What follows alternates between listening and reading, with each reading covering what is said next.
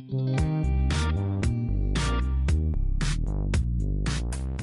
good afternoon, everyone, and welcome to the October edition of CaptureCast. I'm your host, Chris Harris, and I'm the Senior Enrollment Strategist here at Capture Higher Ed, and I'm excited to be hosting today's event, promoting your affordability to students and parents. A conversation we're going to have with our friend Ed Recker at Sallie Mae.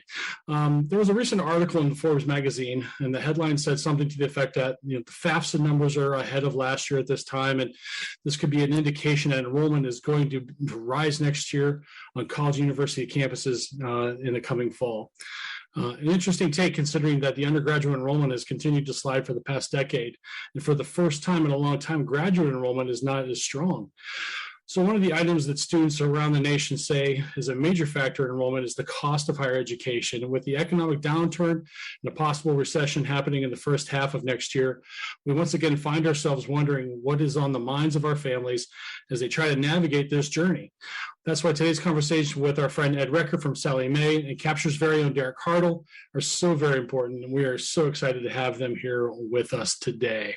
So for those of you who are new to the CaptureCast, welcome. Good to see you. Hope all is well with you. And if it's the afternoon, good afternoon. But I know some of you guys on the West Coast, and I did see a registration from Hawaii. So good morning to you guys. But we are glad that you're here. So a little bit about Capture.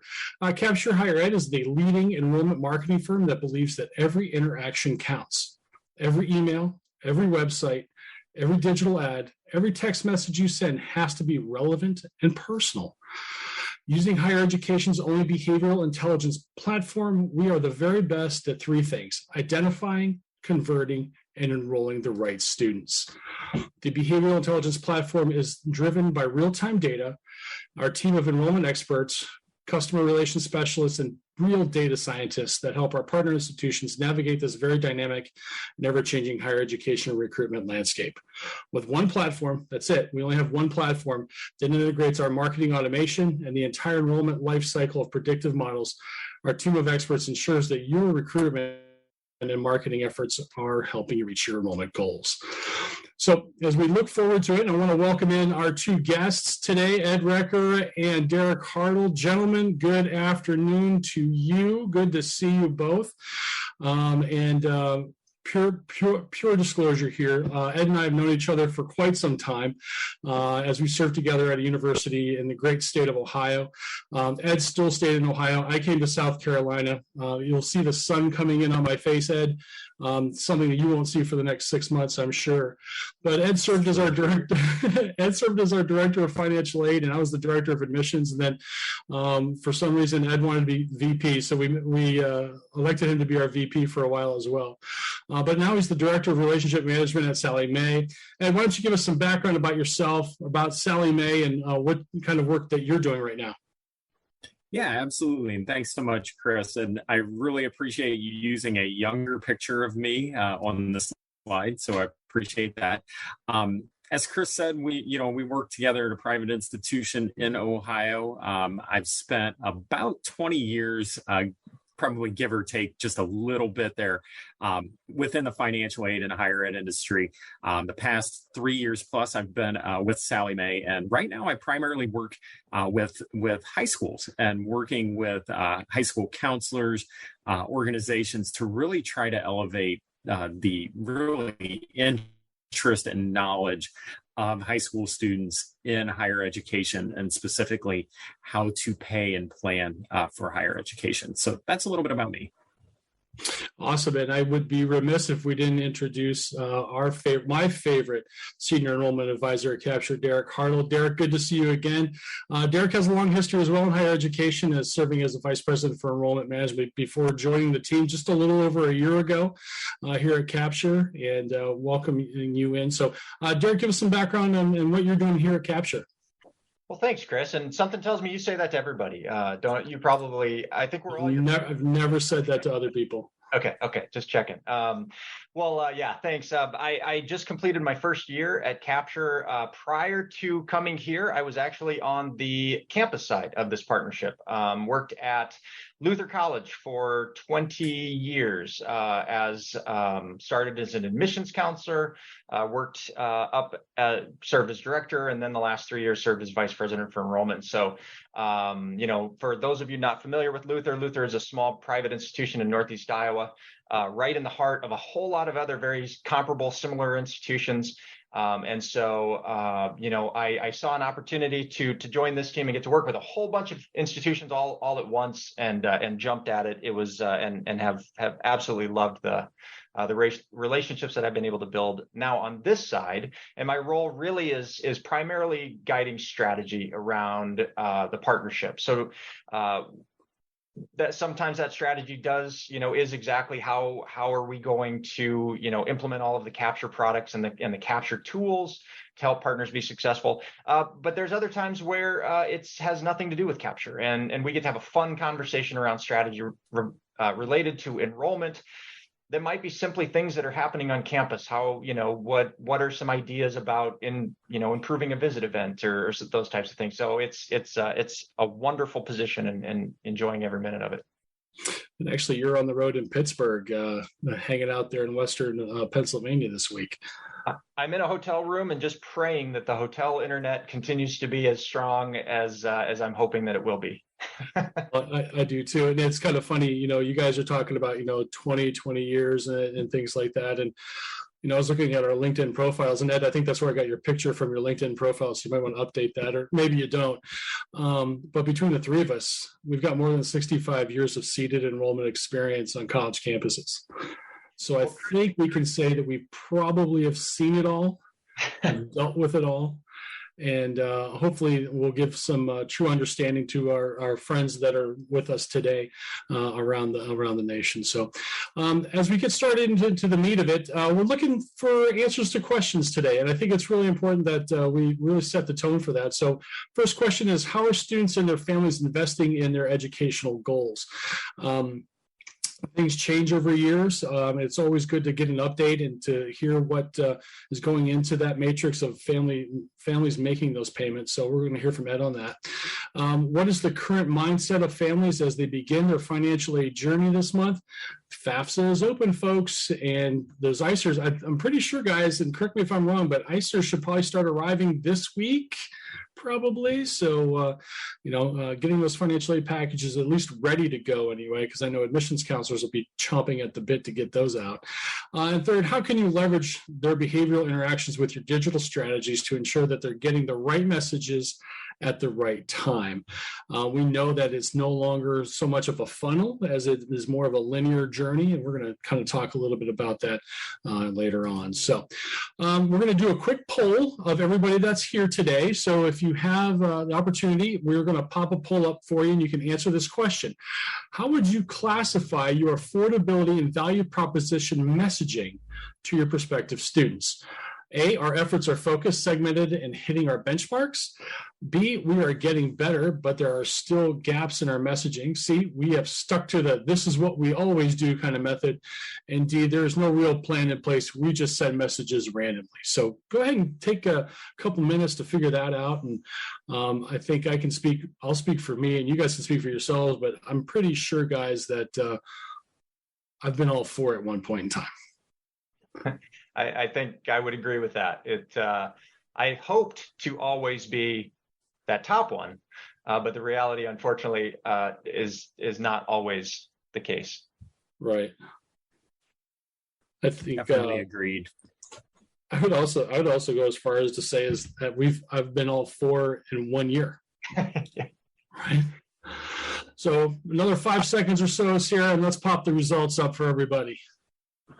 I don't understand why the host and everybody can't vote. So everybody, looks like here that the results say that we're getting better, but there's still some gaps in our messaging. That seems to be the biggest one. And not too many people are hitting on all cylinders. So hopefully after today, we'll be able to help you guys get through that. So go ahead, Sarah, let's take that down. So as we get started today, we're going to talk a little bit about research. And if you were at NACAC and had the ability to go and sit and listen to Ed and his colleagues talk a little bit about the research that they did, I think it was really important for everybody in enrollment management to kind of hear about it. So we're going to kind of review a little bit here. And Ed, can you kind of give us an idea about this newer report that you guys did this past year in 2021 about college confidence, and then obviously the annual report, which we all love listening and watching, How America Pays for College in 2022. So give us some background, some history on that. Absolutely, and I could feel the sincerity in your voice. I know we're amongst data geeks here, so studies are, at least for me, they're cool. So love that. But like you said, a little bit of background. I'm not going to read through the slides because that kind of tells you what's going on. Both were conducted by Ipsos, which is a global marketing research company. This is the first year that we've conducted college confidence, and it's the 15th year that we've done How America Pays, which is really nice because we get some historical data that we can bump up against. The survey sample was a cross-section of key demographic variables. College Confidence surveyed 885 students and 555 parents of high school juniors and seniors, and How America Pays surveyed 952 undergrad students aged 18 to 24 and 953 parents of undergrad students. So we really tried to do work with Ipsos and get a good representative sample of both groups within these studies.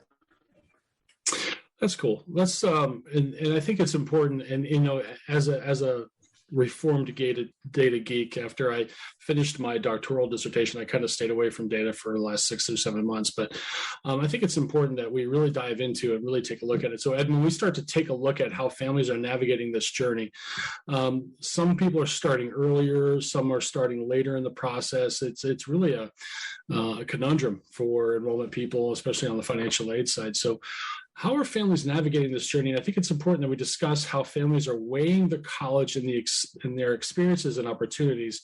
And then there's this amount of stress. And I don't know if it's leftover from COVID or if it's just something that's been building over time, but there seems to be, and I've seen a couple other studies as well, where they're talking about the amount of stress that high school students are feeling today. What did the study talk about?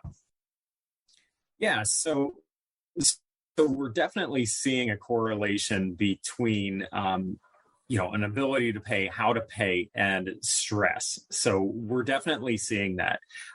We keep hearing that there's a decline in perceived confidence and value of higher education.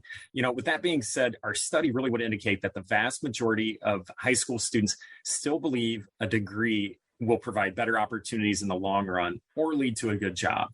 With that being said, like the slide says, 81% of families are stressed out about education financing. 46% of respondents said they strongly agreed with that statement. 35% somewhat agreed with the statement. So we're really seeing this interesting duality that folks still believe in higher education, but they're really stressed out about it, how to pay for it. I think that's interesting. And all three of us worked on a private college institution level. So there was a certain level of interaction that we would have with families because we were in a smaller situation and we could, spend more time with families talking to them. And I think there's a way for us to kind of message through that a little bit earlier on for families. And Derek and I are going to talk about that later, but seeing that stress level, Ed, I think it's really turning some students off going to school. And I think that's something we need to really work on, especially messaging in the future. So let's jump ahead about the wallet. So, understanding undergrad families view college as an investment still. They recognize that it's a good investment despite the media attention that we get. And you supposedly you can get ahead by not going to college, and that's very few and far between. And while that's true for some, that's not the answer for all. But how are they going to afford it? I mean, I can remember back to my senior year, like 30 years ago, by the way, my God, it makes my head hurt thinking how old I am. And it's tough to think about affording college. It's fall right now. Students are working more. They're applying to more than 5 colleges again. They're visiting even more colleges, and they're applying to going to homecoming, getting ready for prom. I mean, talk about the last slide about the stress. But they're really starting to stretch themselves when it comes to going to college. So kind of talk to us a little bit about how far they're willing to stretch, though, to make sure that educational attainment happens.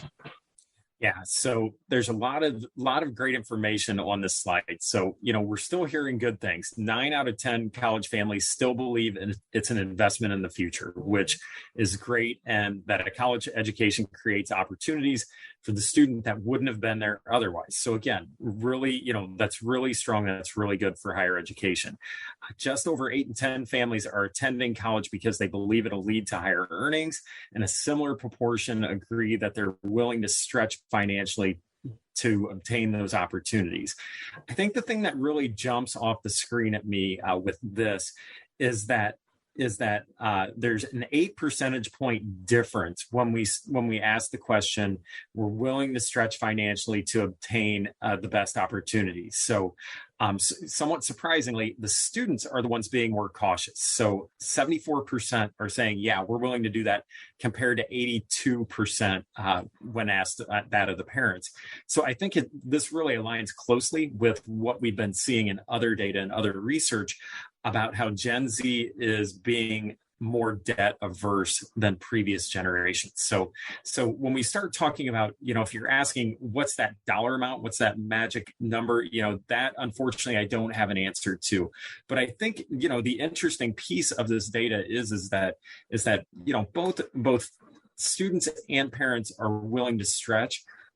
But there is a pretty decent difference between who's willing to stretch more. And I do think it comes back to a lot of that indebtedness conversation, is college worth it, that kind of thing. Yeah, I think it's kind of important as we, continue to walk down this path with prospective students and their families, is that making sure that they have the information in front of them earlier, I think. College access programs and, we're reaching out now even more. College universities are reaching out to freshmen now. You can buy freshman names and things like that to get that message out. But if they're not listening to you, or they don't know what they want, or well, that's 4 years from now. I'm worried about 4 minutes from now, which is basically what I was like when I was going to college. It can add to that stress level, and then parents find themselves probably stuck between a rock and a hard place for that. So, cool. So let's talk about perceptions. Some would say that perception is reality, and I think in this case, what families don't know can have a major effect on their enrollment decisions. Is it one thing to have numbers in front of you before making a decision, but it's another to make decisions without having all the facts? Talk to us a little bit about these perceptions and what you guys saw in your data about that. And then, Derek, I got a follow-up question for you on this one too. Yeah, this slide's really interesting to me, Chris, because I think the data tells me two very interesting things. So first, over a third of respondents agreed with the statement that the amount a family will actually pay is less than the sticker price. So if we flip that on its head, we're saying over 60% of respondents say they're going to pay more than the sticker price. Now, let that sink in. Over 60% of respondents said, yeah, I'm going to pay more than what the sticker price is for the institution. The second thing that really sticks out to me is that nearly 7 out of 10 respondents strongly or somewhat agreed with the statement that private schools are more expensive than public schools. So I don't want to get ahead of ourselves, but this tells me that messaging needs to be crisp, direct, and transparent when it comes to pricing and affordability. We've got some hurdles to overcome about college affordability with quite a few students, and the data really demonstrates that here. Derek, it's funny because, we, like I said, we've all worked in private ed, but when you see statistics like this and, especially on the private side, put your private hat back on for a second. And, even with some of our current clients, you're seeing that, there's that perception out there. How do we break those barriers down sooner and faster so that families understand that they do have choices that they can make? Yeah, I think the messaging just needs to be consistent, and you're right, it needs to get out there. And, one thing that I saw, a number of schools starting to do is, a consortium of smaller schools might work to put out that message of affordability and to try to chip away at that perception of private schools always being more expensive. I think the three of us can probably come up with dozens and dozens and probably hundreds and maybe even thousands of examples of students that were walking around our campuses that were paying less to do so than they would have to go down the road to the state institution, right? And so we know on this side that that's very much, not the case, that the privates are always more expensive, but oftentimes, they don't know because they see that starting cost. And certainly while that's inflated, we all know that so is the financial aid. So at the end of the day, what they're paying is often the same. And what our students often found was less than what they would pay to go to that state school. So it's just about that messaging that we're not going to necessarily break through that perception immediately, but to chip away at it consistently. Make sure that they're recognizing that private schools are affordable options for many and most, but to really stress it with the value side as well, which I know we're going to chat about here in a few minutes also. Yeah, I think that's a very good point, Derek. I think you said chipping away, and I think that's what we really have to do. We got to get off the ice chisels and get after it. So when we talk about decisions, we know that there's several factors that go into a student and their family making that decision of where they're going to go: distance from home, academic major, athletics, co-curricular activities, tailgating, and yes, cost fits in there someplace. Cost has always been a major concern for families, and how many times in our combined 65 plus years have we had a conversation with a family that says, cost is going to determine everything where my child goes, and that puts pressure on the college to kind of perform.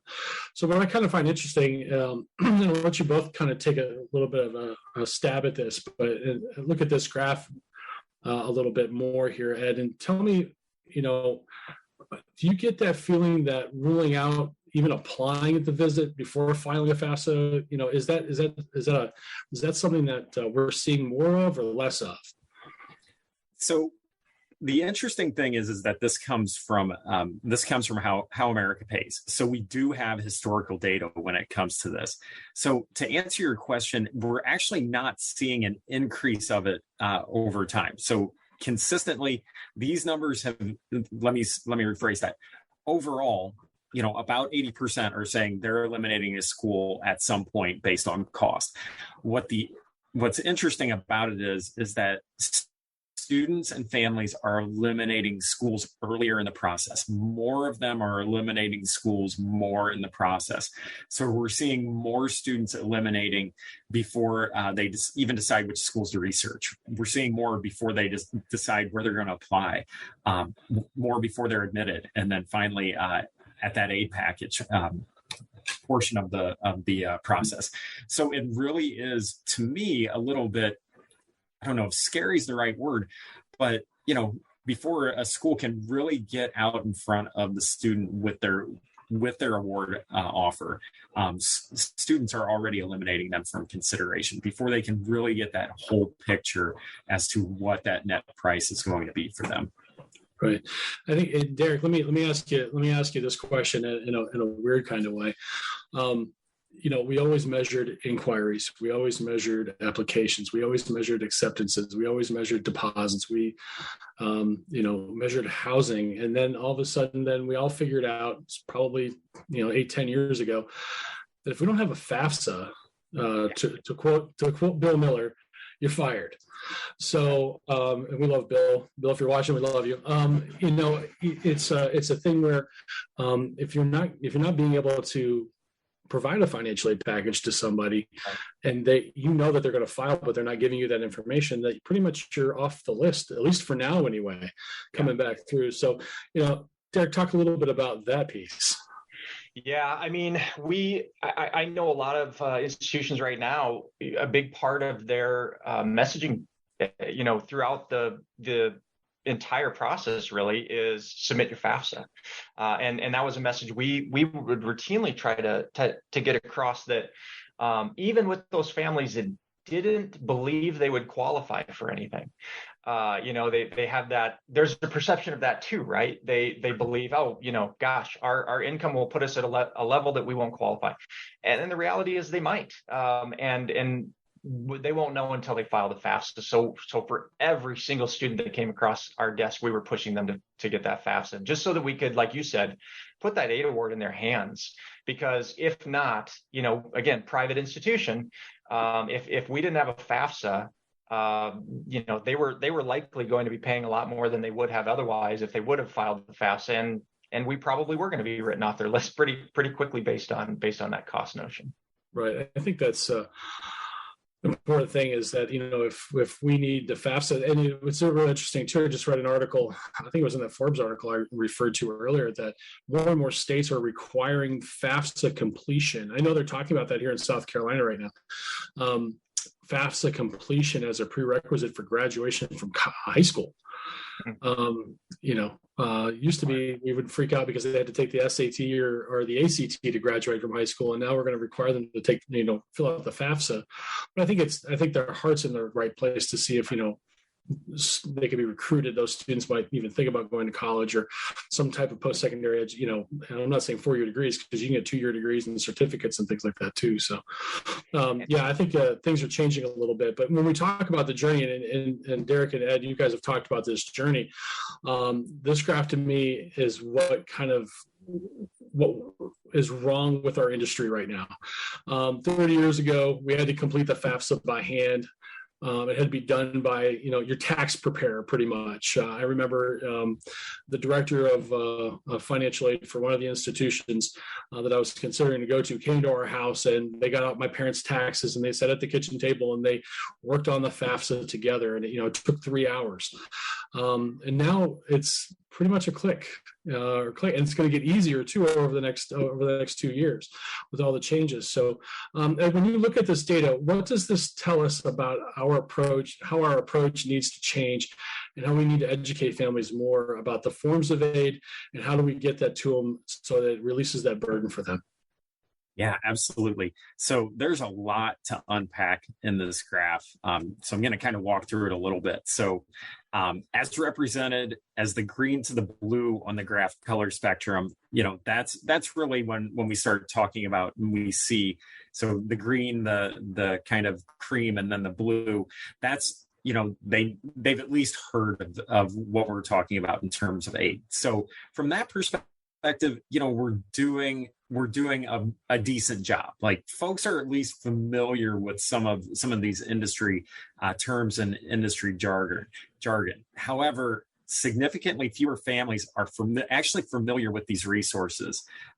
We also found that there's no knowledge gain in these concepts, in these aid types, from late summer to early fall, when we talk about that bridge between junior and senior year.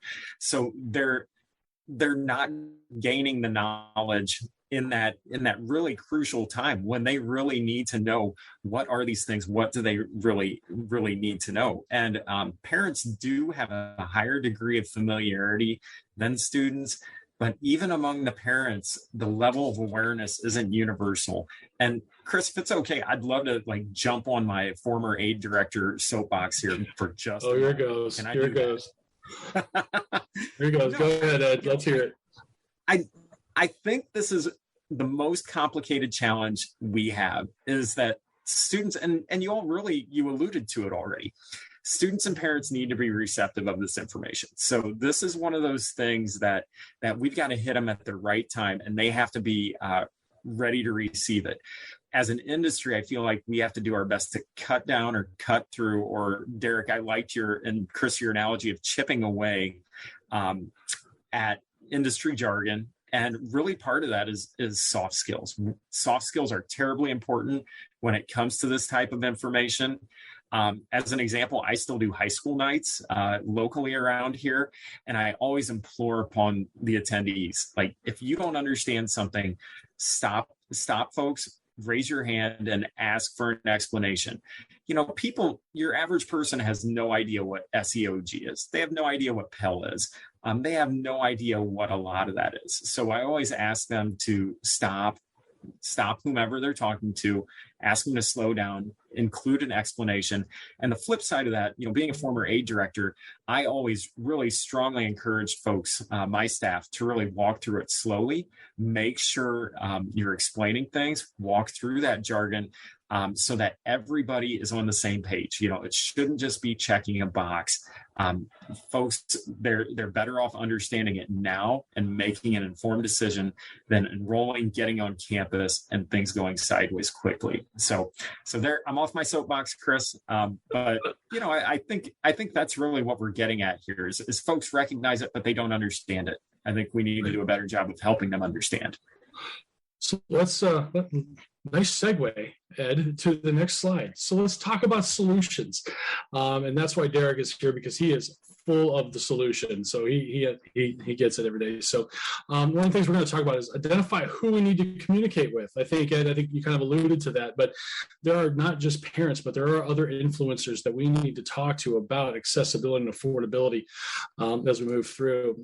We need to explore communication channels as well, and Derek does a really nice job of talking about that. So I'll let him get into that in a minute. And finally, personalized focused messaging based upon behavior. And it's not just about a drip campaign anymore. It's not just throwing a name into your CRM and then it just drips information out. We've got to be able to measure it, what the student is doing, what the families are doing, what parents are doing with your digital stuff, with your digital strategies, I should say, as you go through it. So when we take a look at who do you need to connect with? I mean, the list is big now, Derek. We're talking about prospective students. We've always known we need to talk to them. We always know, especially about money, parents and guardians, guidance counselors now are becoming a bigger avenue and bigger influencer in that. But transfer counselors from other schools, because transfer market's going to have to become bigger now because of the cliff.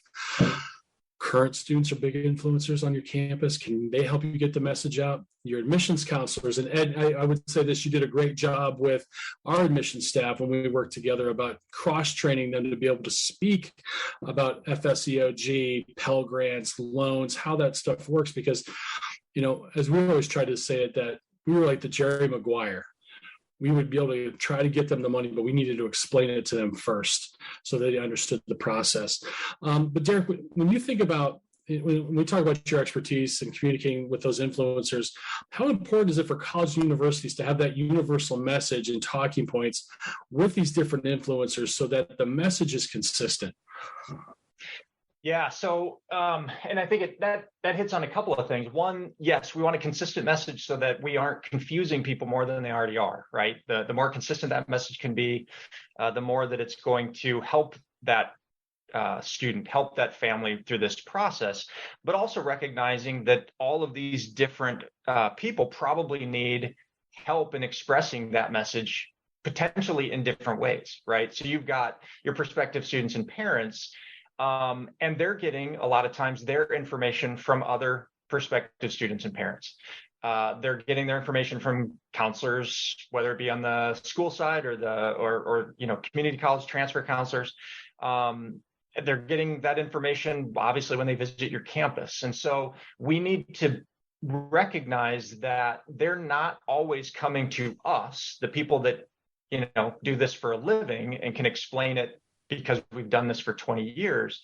They're going to people that need that background or education on how to do that. And so that consistent messaging and simplified consistent messaging. College search is overwhelming. And you throw in all of the messages they're getting from all of these different institutions. They're having to do certain things at different times. If they've not been through this before, it can be incredibly overwhelming and confusing. And so oftentimes just explaining what needs to happen next, right? As simple as that.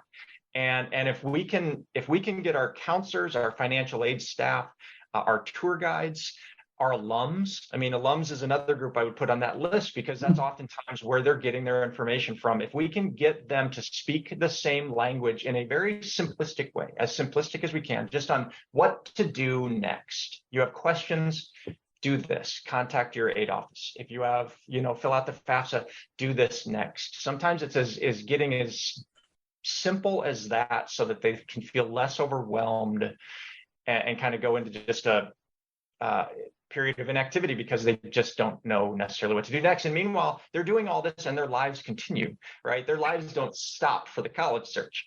Right. Lives are overwhelming. So again, just making sure that the message is the same with everybody that they talk to about your institution, so that they're not getting mixed signals and adding to the confusion of an already confusing process. Well, you think about it too, we're talking about noise, right? You're talking about noise. You can talk about confusion all at the same time, but there's so much noise that's out there right now. Social media, I mean, you pick up your phone and, the first thing you go to is your 3 social media channels or your 4 social media channels before you check your email. But students nowadays are checking all 5 of those when they pick up their phone. Did I get a text message? Did I get something on Instagram? What's going on Twitter? And guess what? Yeah, they're still on Facebook. They won't tell you that they're on Facebook, but they're on Facebook because they're seeing what their moms and dads are doing. But Derek, I think you're spot on about the way we communicate with prospective students and how we have influence over them. When it comes to the approach of affordability and getting that message out, I think it's important that we really talk about the different channels that we have to reach out to. I mean, we just talked about 3 or 4 digital places, but there's still print out there. Mm-hmm. I was talking to a friend of mine yesterday, and he was traveling, taking his son to a college visit. And we reminisced on how old we are now. And he said, but I'm taking all of this print material with me that they've sent me. They've sent me the same postcard 4 times in the last 3 weeks. I've got 2 view books. I've got all this stuff. And it's just bombarding the house. And we have a special email set up, and it's just being bombarded and bombarded. How do we take this multi-channel engagement, Derek? And this is really what we do really well. How do we take this multi-channel engagement, make sure the message gets through, and that it is precise and relevant to that prospective student? Yeah, no, and I think they're getting all that information, and meanwhile, that student may be at a very different place in his college search process, but yet still getting information that is relevant to a spot in his college search that student maybe passed months ago, right? And so I think that we're never, everybody has wanted to get away from, you said, print. We would love to not spend the money for print, but there's a place for it, right? At certain times, there's a place for email. There's a place for text messaging. There's a place for all of these different channels. But what's most important in all of that is figuring out, how do we get that piece of information to the right students in whatever way we can, so that it hits home. And I think that's where really that multi-channel engagement, the more we know about the student, the more we know about where they're at in the search, and the more detailed our communication with that student can be about that point in the search. I mean, that's really what we're all going for, right? I mean, that's what we need. And so, if we know that student's visited the website, they're raising their hand, they're being active, they're reaching out. And now we're getting them information specific to them and specific to where they're at in the process. That is one way to cut through some of that noise, where they're just getting hit with stuff that isn't relevant to them. Now they're getting hit with stuff that is, right? Now they're getting financial aid award goes out, and a counselor shoots them a text message that says, hey, I know your aid award just got there, would love to set up a call, right? Instead of making that initial phone call, having them look at their phone, realize that might not be a call they want to take, and ignoring it, now they can respond to it on their time. Okay, they want to talk about the aid award. We did just get that in the mail. Connecting those dots with points that are really relevant at their particular stage, I think is crucial, right? Right. I think, when I advanced the slide, because, getting personal and focused, and I think that's one of the things that we talk about when we have the behavioral intelligence platform working and Engage is working really well for us. We're able to measure the students' interactivity on the website.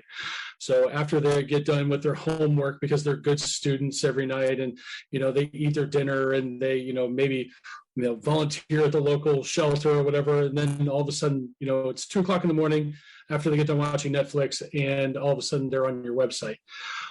Being able to have an idea of who was on your website when they were on your website is what we really do really well with our daily visitor reports. And this kind of just shows a little bit about our daily visitor reports, and how an admissions counselor can come in the next day and make really relevant and personal kinds of messaging with prospective students based upon what they've done over the last 24 hours or a week or so, interacting with your digital stuff.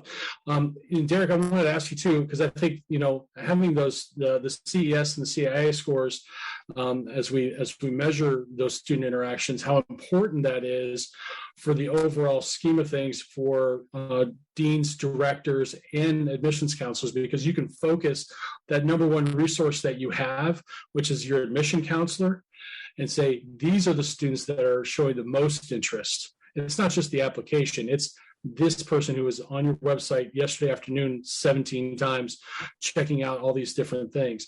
How do you leverage that information with your admissions counselors to make sure that they're winning? I mean, that's what it comes down to, is winning. And they're making the right choices to make the right decisions on who to contact.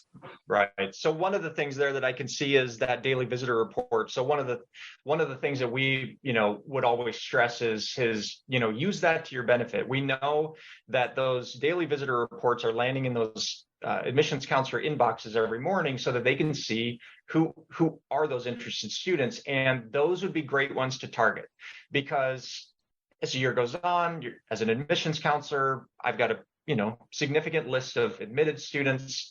Some are very active, some not so much, but I don't really know which ones are or aren't if I don't know where they're at or what they're doing. And so I remember when I did this, you'd go, okay, well, I guess I'll start at the A's and I'll just start to work my way through. And you'd hit the D's and the E's, and you'd say, well, gosh, I'm spending a lot of time at the top of the alphabet. I better go to the Z's, and you start to work backwards. Meanwhile, the K's and through the P's never get any communication, right? Well, this is a way that they can really, these students are raising their hands, and we can reach out then with that in mind. And this information can get stored in the CRM, so that those counselors, as they're working, in your system where you want them to live, are able to really go in and run their own queries, run lists of, okay, who do I need to reach out to today? And what's the message that I need to reach out to? Because now I can go into this student's file and see that they've been researching information on scholarships, on aid. And so it gives me a starting point on where to base some of that conversation. Their concerns may very much be in that cost affordability realm. Let's address that. Let's make sure that we cover that with them and or their families. Yeah, I think it's important as we kind of start to wrap up here. I think it's important that we spend the time to understand what the student is doing. Behavior is more than just a drip campaign where it just fires at 2:00 in the afternoon every day, that kind of thing. This is really getting information in front of a student that is actually interacting with your digital strategies at that very point in time. So that's really cool stuff. Real quick question that just came through on the chat, guys. Have we connected with any schools that have made the FAFSA a part of the admissions process, essentially requiring the FAFSA of those families that indicate they are planning to file as part of the enrollment process? Has that approach worked? I have not heard of anybody requiring FAFSA to complete. You get around this. You get around the world. Have you heard anything? I haven't, and I know I've heard it floated out by various institutional presidents. I think the danger with that is, there's always going to be the quote unquote full pay students that they're just going to write the check. By requiring the FAFSA, it could be off-putting. What I would encourage folks to do is just really talk to your financial aid office and look at your institutional data. What's that student composition look like in terms of, what percentage of your students are filing the FAFSA, how many are leveraging aid, those types of things, because that'll give you a better idea as to, how successful do you think this would be? Is this really going to be impactful or not? That's what I would encourage you to do. I haven't seen anybody require it, but I have seen more and more institutions incentivizing the FAFSA in the process, whether that's through grants if you fill out your FAFSA by a certain date, or if you fill out the FAFSA at all. I've seen a little bit more of a move towards that. That's cool. Okay, last question, and I want to get what you guys think too. But so let's pop this last one up here. This last poll question for everybody. It's the end of October. How are you feeling about your top of the funnel? Your inquiries, your apps, your acceptances, and if you have the ICERs in yet, how are you feeling about your numbers? Are you ahead of schedule? Are you right on target? Are you a little behind, but you're not concerned? Or are you just about ready to lose your mind because you're down in something that's your president's beating you up for kind of situation? So let's take 1 minute. Derek, what are you hearing out there on the road? Well, I will say, even when you're at the top of that list, is there ever a time when your president isn't beating you up about something related to enrollment numbers? I think it goes with the course, right, Ed? I think how many times did we get? How many times have the three of us gotten a phone call from the president's office? How are the numbers today? Yeah, how are the numbers today? Yeah. I haven't heard. It's been a mixed bag. I think there's always those institutions that for whatever reason aren't where they want to be. Luckily, many of the schools that I've been able to work with and communicate with have been off to a good start. But there are always going to be those that are not. That's just the nature of the work we do, right? But yeah. All right, let's see the answers. Okay, so it's a little bit of a mixed bag. So some are cautiously optimistic and they're a little bit ahead. Some are right on target. We're a little behind, but not concerned yet. And only 13%, only 3 of you are a little behind. So for those 3, you might want to call Derek and say hi to him. So, gentlemen, I want to thank you for today. Ed, always great to see you. Derek, I'll see you in December at the company meeting in Louisville. But Ed, all my love to your wife and Evelyn too. So take good care, guys. Thanks for stopping by. Thanks so much. Thanks, everyone. So as we finish up today, and we've got one more question to take too, but here's today's takeaways. You need to build up your affordability and value and brand messaging, plain and simple. Doesn't matter how well you're positioned in the market, even if you're a land-grant university or a major private, you still need to build up your affordability and value brand messaging and get it to those people who have influence over prospective students. So examine your data, understand what your families are doing, and make sure you're getting the messages out to them. Provide strong financial aid messaging across many channels to many audiences. I cannot stress this enough, that getting that information out sooner and getting in front of people is so much more important than ever before. Again, the cliff is coming. We're not going to have as many students graduating from high school, so the competition is going to be more. So you've got to cut through the noise and make sure that you're providing that strong aid messaging. And finally, connect with relevant messages based upon behavior. If you are not measuring a student's behavior, then you're behind. If you can't tell what a student is when they're visiting your website, when they're interacting with your digital strategies, whether it's advertising or email, and I'm not talking about clicks. Okay, anybody can measure clicks, but can you measure to the student identification level where that student is operating on a day-to-day basis? That's so very important. So I want to thank everybody for coming out today. We're up against the time limit. If you have any questions or if you'd like to reach out to me or any of our colleagues here at Capture, here's all of our contact information. We'd love to hear from you. And obviously follow us on LinkedIn as well. We have content that's pops up there every 2 or 3 days that's relevant to where you are in your process right now. So Sarah, we are all finished. I want to thank you for hosting from Louisville today. It's good to see you too. But everybody have a great day, and thanks for stopping by.